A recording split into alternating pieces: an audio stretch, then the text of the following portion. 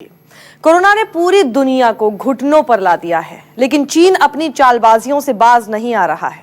इस बार भारत पर निशाना साधने के लिए चीन ने नेपाल का कंधा इस्तेमाल किया है। चीन के उकसावे पर नेपाल ने हिंदुस्तान के कुछ इलाकों पर दावा किया है। इसके लिए नेपाल का नया नक्शा जारी किया है। आखिर नेपाल उस हिस्से की आखिरकार याद अब उसको आई है 2004 साल बाद। सोचिए कितनी पीढ़ियां निकल गईं। ऐसे में यह समझना जरूरी है कि नेपाल आखिर किस हिस्से की बात कर रहा है और क्यों।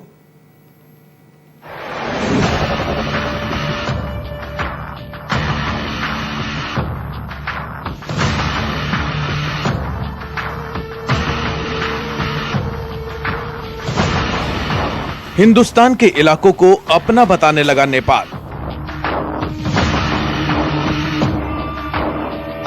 कोरोना काल में बहकी बहकी बातें करने लगा नेपाल। पड़ोसी नेपाल को आखिर कौन भड़का रहा है? हिंदुस्तान के नक्शे पर दिख रहे इन तीन इलाकों लिपुलेख, लिम्पियाधुरा और कालापानी को नेपाल अब अपना बताने लगा है। यो एउटा ऐतिहासिक काम हो र यसले नेपालको मानचित्रमा अहिले एक खालको परिवर्तन ल्याएको छ र ठोस कूटनीतिक पहलहरूद्वारा एकदम सजिलो हुने छैन। जे लक्षण हामीले देखेका छौं। नेपाल की छटपटाहट ऐसी कि 20 मई यानी बुधवार को नेपाल का नया नक्शा जारी भी कर दिया। इसके लिए नेपाल सरकार में मंत्री पद्म कुमारी आर्याल ने बाकायदा प्रेस कॉन्फ्रेंस भी की।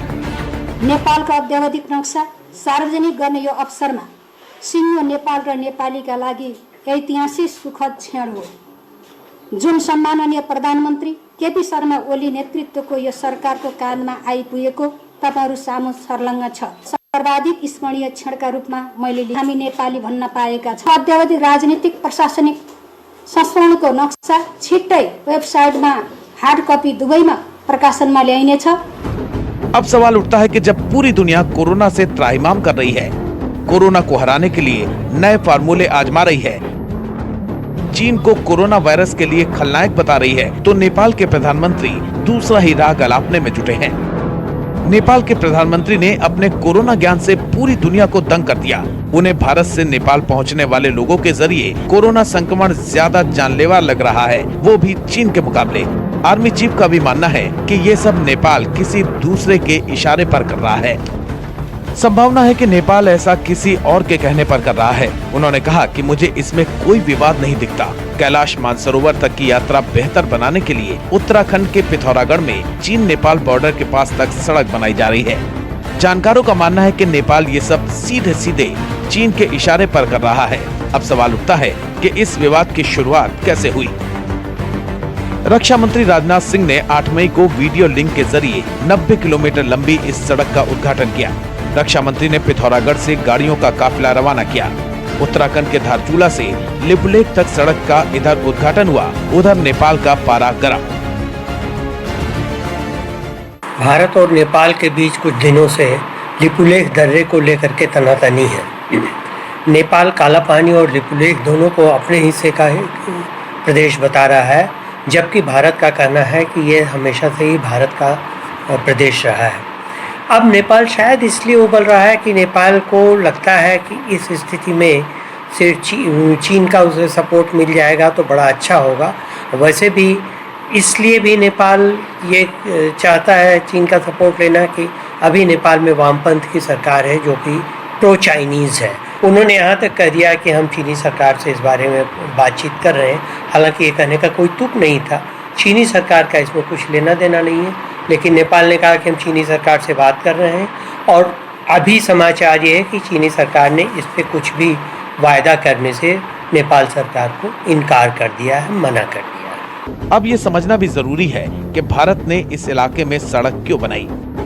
इस सड़क से पहले धारचूला से करीब 90 किलोमीटर का सफर तय करके लोग लिपुलेख तक पहुंचते थे। आईटीबीपी और भारतीय सेना के जवानों को भी लिपुलेख तक पहुंचने में 2 से 3 दिन का समय लगता था। अब सड़क बनने से कुछ ही घंटों में धारचूला से लिपुलेख तक पहुंचा जा सकता है। भारतीय सैनिकों की गाड़ियां चीन की सीमा तक आसानी से पहुंच सकेंगी। कैलाश मानसरोवर तीर्थयात्रियों को इस 90 किलोमीटर लंबे रास्ते की कठिनाई से राहत मिलेगी।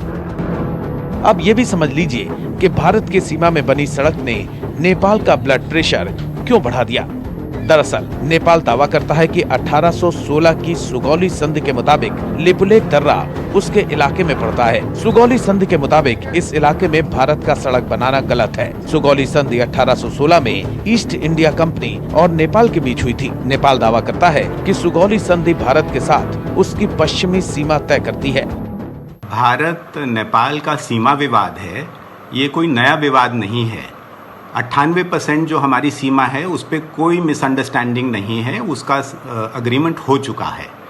केवल 2% जो बाकी सीमा है, जिसमें से ये काला पानी का इलाका एक इशू है, ये मसला जो है इसको सुलझाने की आवश्यकता है। और ये मसला जो है ये आज का नहीं है, ये कई दशकों से चला आ रहा है। और इसको सुलझाने के लिए एक फॉरेन सेक्रेटरी लेवल की मैकेनिज्म भी बनी हुई है कि इस तरह का जो बॉर्डर का जो जटिल इस तरह के मसले हैं इनको मिल बैठ के बातचीत करके सौहार्दपूर्ण वातावरण में इनको सुलझाना चाहिए। मतलब नेपाल 204 साल पुरानी संधि का हवाला देकर लिपुलेख, लिम्पियाधुरा और कालापानी पर अपना हक जता रहा है।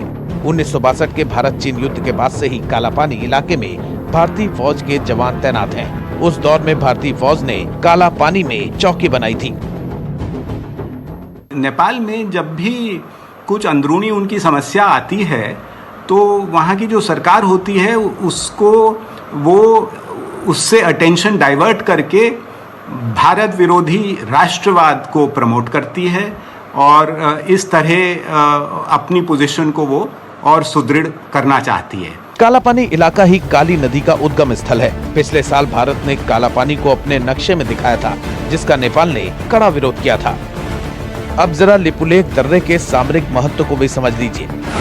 उत्तराखंड और चीन के तिब्बत क्षेत्र के बीच की सीमा पर हिमालयी दर्रा है। करीब 17,060 फीट की ऊंचाई पर लिपुलेख दर्रा है। नेपाल इस दर्रे के दक्षिणी हिस्से को अपना हिस्सा मानता है। उत्तराखंड के सरहदी जिले पिथौरागढ़ की सीमाएं नेपाल और चीन की सीमा से मिलती है। नेपाल की सीमा पर एसएसबी और चीन की सीमा पर आईटीबीपी की तैनाती है।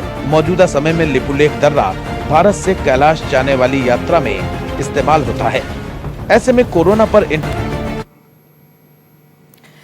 हिंदुस्तान के जिन 3 इलाकों लिपुलेख, लिम्पियाधुरा और कालापानी पर नेपाल दावा ठोक रहा है वो सामरिक लिहाज से बहुत अहम है। इस ट्राई जंक्शन पर चीन की पैनी नजर है। न्यूज़ 24 के डिप्टी एडिटर संजीव त्रिवेदी की रिपोर्ट देखिए। आजकल ज्यादातर देशों के आपसी रिश्ते जरूरतों और सरोकारों का नतीजा होते हैं, लेकिन भारत और नेपाल के बीच जो रिश्ता है वो संस्कृति और आत्मीयता द्वारा परिभाषित होता है। लेकिन पिछले 3 दिन ऐसे बीते हैं जिसमें भारत और नेपाल के रिश्तों में कहीं ना कहीं दरार आ गई है। और दरार इसलिए आई है क्योंकि भारत और नेपाल के बीच सीमा विवाद हो गया है। नेपाल को ये लगता है कि भारत ने उसकी ज़मीन पर अतिक्रमण कर लिया है। आइए आपको हम मैप के ज़रिए समझाएं कि आखिर नेपाल की क्या लॉजिक है और वो कितनी उचित या अनुचित है। आप देख रहे हैं भारत का नक्शा और इस नक्शे के ऊपर ये नेपाल हमेशा से मैत्रीपूर्ण संबंध भारत और नेपाल के, और ये जो नेपाल है यहाँ उत्तराखंड से लगता हुआ ये भूभाग जो है भारत और नेपाल का, यहीं पर वो विवादित जगह बता दी गई है। अब हम मानकर चल रहे हैं कि पिथौरागढ़ ज़िले का, पिथौरागढ़ जो कि उत्तराखंड में है, पिथौरागढ़ ज़िले का पार्ट है कालापानी और लिपुलेख, और लिपुलेख से मानसरोवर रूट तक हमने एक सड़क बनाई है। वो सड़क बॉर्डर रोड ऑर्गेनाइजेशन के द्वारा बनाई गई है और वो इसीलिए बनाई गई है ताकि श्रद्धालु जो मानसरोवर जाते हैं उन्हें वहाँ पहुँचने में दिक्कत ना हो। लेकिन अब नेपाल का कहना है कि ये जो लिपुलेख है दरअसल ये उनका भूभाग है। लिपुलेख ही नहीं बल्कि काला पानी और साथ ही साथ बताया जा रहा है उनके द्वारा कि लिम्पियाधुरा तक ये जो पूरा हिस्सा है ये उनका इलाका है। और भारत ने जो नवंबर के महीने में एक मैप जारी किया था उससे वो नाराज हैं, क्योंकि उन्हें वो लगता है कि वो मैप दरअसल गलत है और ये पूरा हिस्सा जो है वो नेपाल का है और उनकी संप्रभुता पर आंच आ गई है। सोमवार को आखिरकार इस नाराजगी को कहीं ना कहीं फूटते हुए देखा गया जब नेपाल की कैबिनेट ने एक नया मैप जारी करने की बात कह दी और मंगलवार को इसकी घोषणा बाकायदा हुई संसद में और फिर आज बुधवार को बाकायदा जारी भी कर दिया गया है, जिसमें तीनों जो इलाके हैं काला पानी, लिपुलेख और लिम्पियाधुरा का इसे शामिल कर दिया गया है नेपाल के मैप में। इतना ही नहीं, केपी ओली साहब ये भी कहते सुने गए कि जो कोरोना वायरस से संक्रमित लोग भारत से नेपाल पहुंच रहे हैं वो ज़्यादा खतरनाक हैं और चीन से जो संक्रमित लोग नेपाल आ रहे हैं वो कम खतरनाक हैं। और ऐसे में शक होने लगा है कि क्या इस पूरे मामले में चीन का हाथ तो नहीं है। और इसीलिए भारतीय विदेश मंत्रालय पूरे मामले को बहुत सावधानी से ले रहा है और जैसे ही कोरोना काल खत्म होगा कूटनीतिक संबंधों का लाभ उठाते हुए दोनों देश मिलेंगे, विदेश सचिवों की मुलाकात होगी और माना जाता है उस वक्त ये जो सीमा विवाद सामने आया है इसे खत्म करने की कोशिश की जाएगी। कैमरामैन उमेश के साथ संजीव त्रिवेदी, न्यूज़ 24 दिल्ली। यहाँ रुकेंगे छोटे से ब्रेक के लिए और ब्रेक के बाद दिखाएंगे चीन की चालबाजी।